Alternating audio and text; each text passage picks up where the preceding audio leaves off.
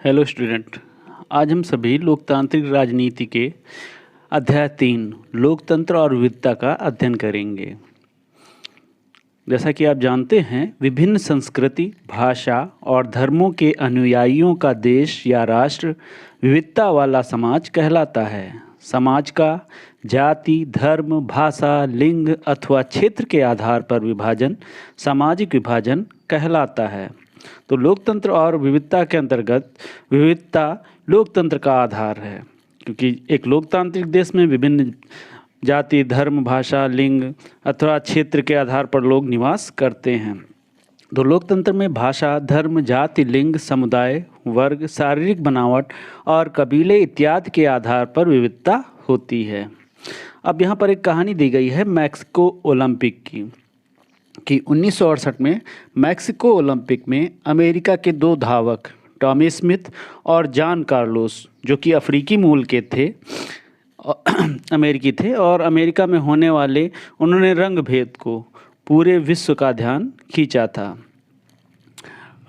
Tommy Smith जो कि स्वर्ण पदक विजेता थे और जॉन कार्लोस कांस्य पदक विजेता थे।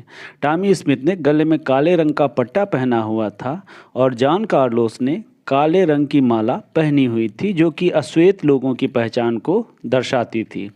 महत्वपूर्ण तथ्य यह है कि अमेरिका के मूल निवासी अश्वेत हैं, जबकि श्वेत यूरोप से जाकर अमेरिका में बस गए थे। श्वेत लोगों के द्वारा अश्वेत लोगों पर अत्याचार किया जाता था। अश्वेतों को श्वेत लोगों की अपेक्षा अधिकार ना के बराबर थे। अतः शरीर के रंग के आधार पर विभेद किए जाने से रंग भेद की नीति का विरोध करने के लिए अंतर्राष्ट्रीय समुदाय के समक्ष अपना विरोध प्रदर्शन करने के लिए स्मिथ और कार्लोस ने मैक्सिको ओलंपिक के पदक वितरण समारोह को रंग भेद नीति का विरोध प्रदर्शित करने के लिए तथा अंतर्राष्ट्रीय स्तर पर इस विभेदकारी नीति के विरुद्ध लोगों का ध्यान आकर्षित करने के लिए पदक समारोह को मंच के रूप में प्रयोग किया था। तो यहाँ पर ध्यान देने वाली बात यह है कि सिर्फ श्वेत या अश्वेत के आधार पर ही नहीं, बल्कि अन्य कारकों से भी सामाजिक भेदभावों की उत्पत्ति होती है। तो इसमें सबसे पहला है सामाजिक भेदभाव की उत्पत्ति का प्रथम कारण है सामाजिक भेदभाव का एक कारण जन्म हो सकता है। यानी हम सिर्फ इस आधार पर किसी खास समुदाय के सदस्य हो जाते हैं कि हमारा जन्म उस समुदाय के एक परिवार में हुआ होता है। इसके अलावा शारीरिक रंग के आधार पर या शारीरिक क्षमताओं या अक्षमताओं के आधार पर सामाजिक भेदभाव की उत्पत्ति हो सकती है।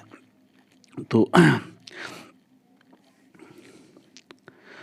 और इसके अलावा किसी समुदाय में जाति भी सामाजिक भेदभाव का कारण हो सकती है। तो जाति के आधार पर सामाजिक भेदभाव की उत्पत्ति होती है। शारीरिक रंग, रूप या शारीरिक क्षमता या क्षमता के आधार पर भी जो है सामाजिक भेदभाव की उत्पत्ति हो सकती है। बात करते हैं विभिन्नताओं में सामंजस्य और टकराव की, कि सामाजिक विभाजन तब होता है जब कुछ सामाजिक अंतर दूसरी अनेक विभिन्नताओं से ऊपर और बड़े हो जाते हैं। फॉर एग्जाम्पल, अमेरिका में श्वेत और अश्वेत सामाजिक विभाजन का एक कारण है, क्योंकि अश्वेत लोग गरीब और बेघर हैं। इसके अलावा भारत में दलित गरीब और भूमिहीन हैं, उन्हें भी अक्सर भेदभाव और अन्याय का शिकार होना पड़ता है। इसके अलावा बात करते हैं आयरलैंड की, तो आयरलैंड और नीदरलैंड में भी लोग जो है प्रोटेस्टेंट और कैथोलिक में बटे हुए हैं। आयर और नीदरलैंड का उदाहरण लेते हैं तो ये दोनों ही देश जो है ईसाई बहुल देश हैं, लेकिन यहाँ के लोग 2 वर्गों में प्रोटेस्टेंट और कैथोलिक में बटे हुए हैं।